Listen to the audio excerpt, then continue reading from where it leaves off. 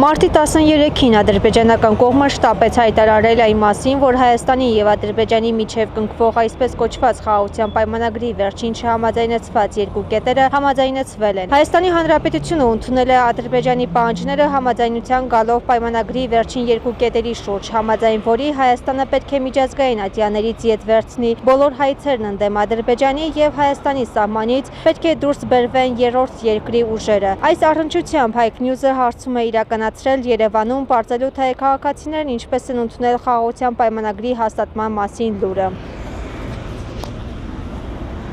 Ոչինչ էլ չի շահելու, ըստիս ավելի կվատանա իրավիճակը, հատկապես որ խաղաղության մասին խոսք գնալ չի կարող։ Թուրք հետ մի քիչ կասկածելի է։ Բացասական։ Ադրբեջանցիները հնարավոր չի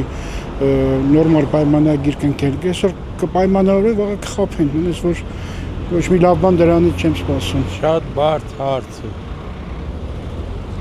Արարատ Միրզոյանն է հայտարարել, որ շահելու է Հայաստանը։ Իսկ Փաշինյանը դեռ շարունակում է խոսել եւ կխոսի։ Որ սխալ քայլ է ուղղակի, այդքան բան։ Սրա հետևանք շատ վատ կարող առնի մեր համար, որտեղ դաշնակից չմնաց մեզ, սաղի հետ հարաբերությունները փչացրին։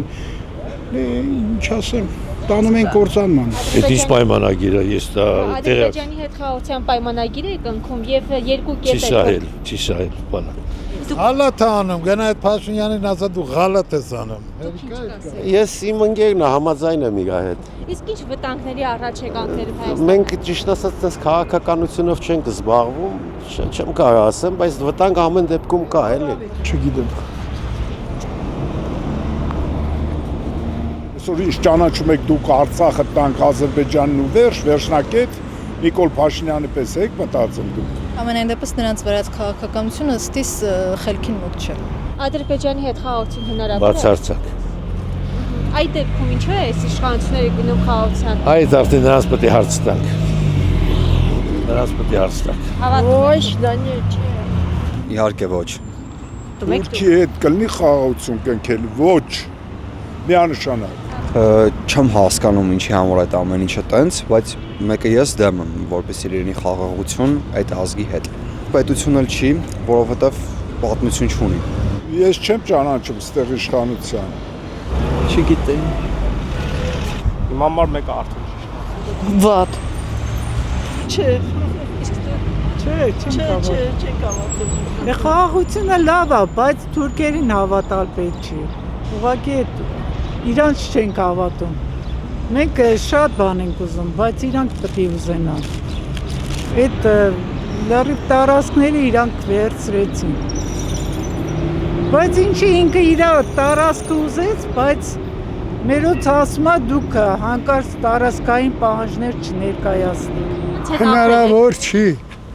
Շատ տարբեր բևերներ ունենք։ Ո՞նց է հնարավոր Ադրբեջանը։ Նրանց հետ ժամանակին ապրել եք։ Ադրբեջանը պահանջել է, որպեսզի 300,000 այսպես կոչված գաղթականներին Հայաստանը ընդունի։ Արդյոք Հայաստանը կընդունի այդ, որը կգնա այդ որոշմանը եւ կողք կողքի հնարավոր կլինի ապրել։